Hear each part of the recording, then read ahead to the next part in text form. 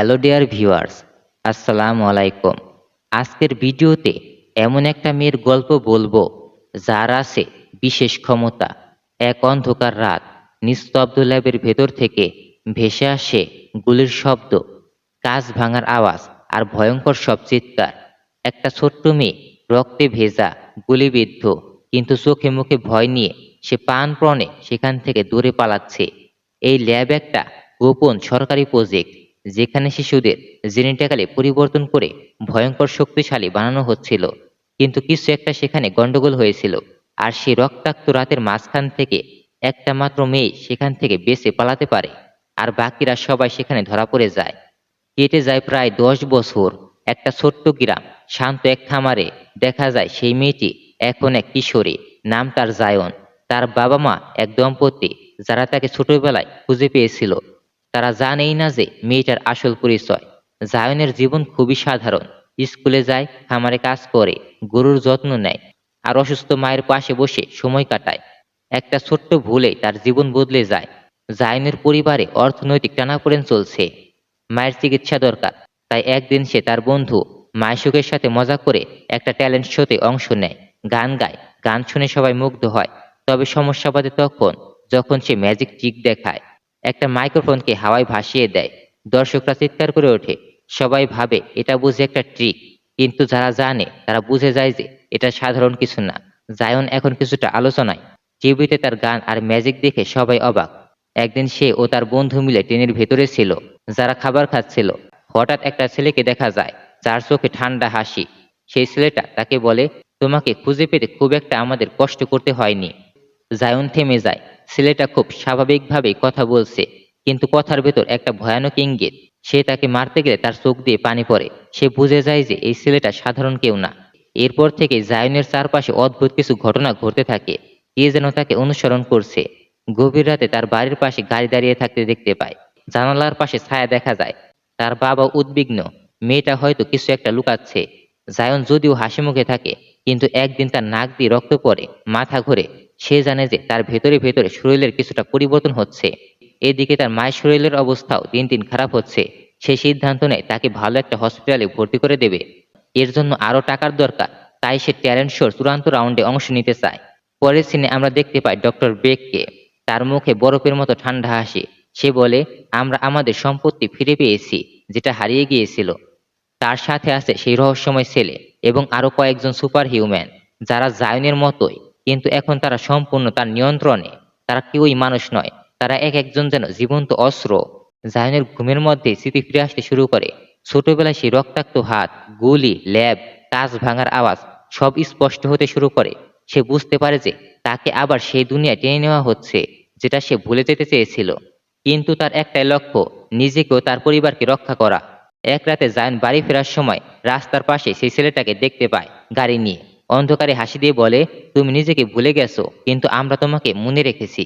জায়ন এখন আর নিরীহ গ্রাম্য মেয়ে নয়। তার চোখে আগের সেই সরলতা নেই, বরং একটা শীতল সতর্ক বার্তা। কারণ সে বুঝে গেছে, পুরনো জীবন আর নতুন শত্রু মিলে একসাথে জীবন চলবে না।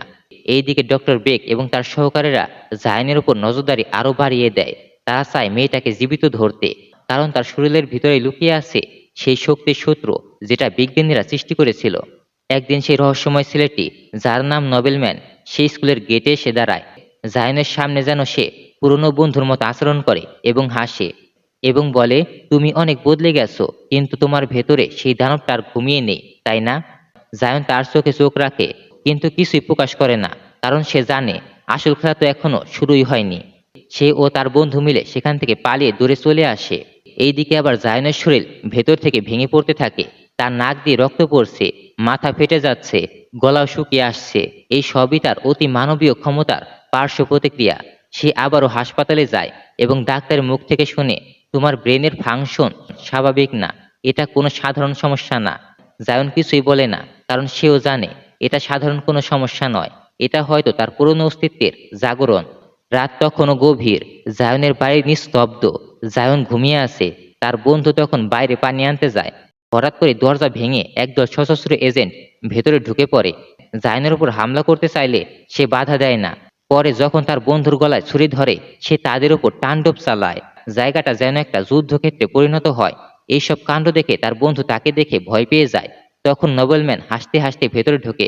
তখন সে বলে, বলেছিলাম না তোমার ভেতর সেই দানবটা আর ঘুমিয়ে নেই, তুমি আমাদের সাথে চলো, না হলে তোমার বাবা মা এবং তোমার বন্ধুকে সবাইকে মেরে ফেলবো। শেষমেশ সে তাদের সাথে যেতে রাজি হয় এবং সেখান থেকে চলে যায়। তাকে ল্যাবের ভেতর নিয়ে গিয়ে ইনজেকশন দেয়া হয় যেন তার সমস্ত স্মৃতি ফিরে আসে। তারপর আরেকটা ইনজেকশন দিলে সে পুরোপুরি সুস্থ অনুভব করে। জায়ন হঠাৎ করে মুখ তুলে ফেলে, তার চোখে ঝিলিক, মুখে হালকা হাসি, আর সে ঠান্ডা গলায় বলে, তোমরা কি ভেবেছো আমি সবকিছু ভুলে গেছি? না, আমি কোনো কিছুই ভুলিনি, আমি শুধু অভিনয় করছিলাম। তারপর সে এমনভাবে তাদের উপর আক্রমণ করে যেন মনে হয় সময় সেখানেই থেমে গেছে। ল্যাবের জিনিসপত্র হাওয়ায় ভাসতে থাকে, দেয়াল ফেটে পড়ে, এজেন্টরা একে একে মাটিতে লুটিয়ে পড়ে। ডক্টর ব্রেক তাকে এই অবস্থায় দেখে ঘাবড়ে যায়। এই মেয়েটা আর আগের মতো নেই, সে আরো ভয়ঙ্কর হয়ে উঠেছে। জায়ন তখন নিজের মুখোশ খুলে ফেলে। সে আর সেই গ্রামের শান্ত মেয়ে নেই, সে এখন এক ভয়ানক অস্ত্র, যাকে বিজ্ঞানীরা বানিয়েছিল আর মেরে ফেলতে চেয়েছিল। তার চোখে এখন প্রতিশোধের আগুন, আর মুখে এখন একটা তাচ্ছিল্যের হাসি। নোবেলম্যান খুবই ঠান্ডা মাথার এজেন্ট। সে খবর পেয়ে সেখানে আসতে শুরু করে। এবার সত্যিকারে সে ভয় পেতে শুরু করে। সেই ভাবে এই মেয়ে তো মনে হচ্ছে সবকিছু প্ল্যান করে রেখেছিল। ডক্টর বেক চিৎকার করে এবং বলে, ও আমাদের সাথে খেলছে, ওর মেমোরি আগেই ছিল, ও আমাদের শুধু ফাঁদে ফেলেছে। সেই মেমোরি লসের নাটক করেছে, কারণ সে চেয়েছিল নিজেদের শত্রুদের পুরোপুরি চিনে নিতে, তাদের পরিকল্পনা জানতে এবং সঠিক সময়ে আঘাত আনতে। জায়ন জানে তাদের তৈরি করা রাসায়নিক, যার অভাবে তার শরীর ভেঙে পড়ছে, সেটা ডক্টর বেকের ল্যাবেই আছে। তাই সে সিদ্ধান্ত নেয় যুদ্ধ শুরু হোক ওদের ল্যাব থেকেই। সে একা ঢুকে পড়ে তার গোপন সেই গবেষণাগারে। সিকিউরিটি গার্ড তাকে থামাতে যায়, কিন্তু একে একে সবাইকে মেরে ফেলে। তাৎক্ষণিকভাবে রক্তের স্রোত বইতে থাকে সেখানে। দেয়াল কাঁপতে থাকে, গিলাস জানালা চূর্ণ বিচূর্ণ হয়ে যায়। নোবেলম্যান তার সামনে এসে তার সাথে সরাসরি লড়াই করে। এখন ফাইট হয় দানব বনাম দানব। নোবেল প্রথমে এগিয়ে যায়। তাদের দুজনের মধ্যে চলতে থাকে টান টান অ্যাকশন সিকোয়েন্স। তারা উড়তে থাকে, দেয়ালে গিয়ে ছিটকে পড়ে। জায়নের সামনে নোবেলম্যান যেন কিছুই না, এবং তারা একে অপরকে ধ্বংস করার জন্য শেষ শক্তি দিয়ে লড়াই করার চেষ্টা করে। নোবেলম্যান মাটিতে পড়ে থাকে রক্তাক্ত ও পরাজিত অবস্থায়। ডক্টর ব্রেক পালাতে চাইলে তখনই দরজা বন্ধ হয়ে যায়। জায়ন ধীরে ধীরে তার কাছে এগিয়ে যায় এবং ঠান্ডা গলায় বলে, তোমরা কি ভেবেছিলে আমাকে নিয়ন্ত্রণ করবে? এখন দেখো কে কাকে নিয়ন্ত্রণ করছে। জায়নের হাতে ডক্টর ব্রেকের ল্যাব ধ্বংস হয়ে যায়। নোবেলম্যান অসহায়ের মতো মাটিতে পড়ে থাকে এবং তাকে সেখানেই মেরে ফেলে। আর ডক্টর ব্রেক সে পালাতে চেয়েও পালাতে পারেনি। জায়ন তাকে তার মুখোমুখি দাঁড় করিয়ে দেয়। ব্রেক শেষ চেষ্টায় বলে, তুমি আমাদের সৃষ্টি, তুমি আমাদের এক্সপেরিমেন্ট, আমরা না থাকলে তুমি মারা যাবে। জায়নের চোখে এখন জ্বলজ্বলে আগুন। সে বলে, আমার সৃষ্টি হওয়া মানেই তোমরা আমার ক্রিয়েটর নও, তোমাদের আমার আর কোনো দরকার নেই। আর সেই সময় ডক্টর ব্রেককে সে শেষ করে দেয়। ডক্টর ব্রেকের ল্যাব ধ্বংস করে সবাইকে শেষ করে জায়ন যেন একটা শান্ত জীবনে ফিরে আসতে চায়। জায়ন ল্যাব থেকে বেরিয়ে যায় কিছু ইনজেকশন আর ডাটা নিয়ে। সে সেগুলো দিয়ে নিজের জীবনকে টিকিয়ে রাখবে। কিন্তু গল্প এখানে শেষ নয়। সে আবার গ্রামে ফিরে আসে।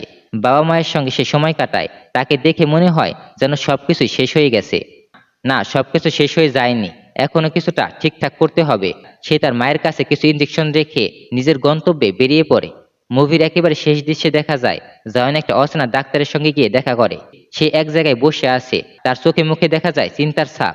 জায়ন তাকে বলে, আমি জানি তোমরা আরেক লেভেলের হিউম্যান অস্ত্র বানিয়েছো, আমাকে তোমাদের দরকার হবে। আমি চাই সেই মেডিসিনটা যেটা আমাকে সুস্থ রাখতে সাহায্য করবে। আর যদি তুমি সেই মেডিসিনটা তৈরি করে না দাও, তাহলে আমি তোমাকে তোমার বোনের মতোই মেরে ফেলবো। মুভির একেবারে শেষ দৃশ্যে দেখা যায় জায়নের হাতে সেই রহস্যময় ইনজেকশন। সে তাকিয়ে আছে দূরের দিকে, চোখে এমন এক দৃষ্টি যেটা বলে পরের অধ্যায়ে আরো ভয়ঙ্কর হয়ে সে ফিরবে। আর এখানে শেষ হয় এই দুর্দান্ত থ্রিলিং আর হার্ট বিট করা এই মুভিটি।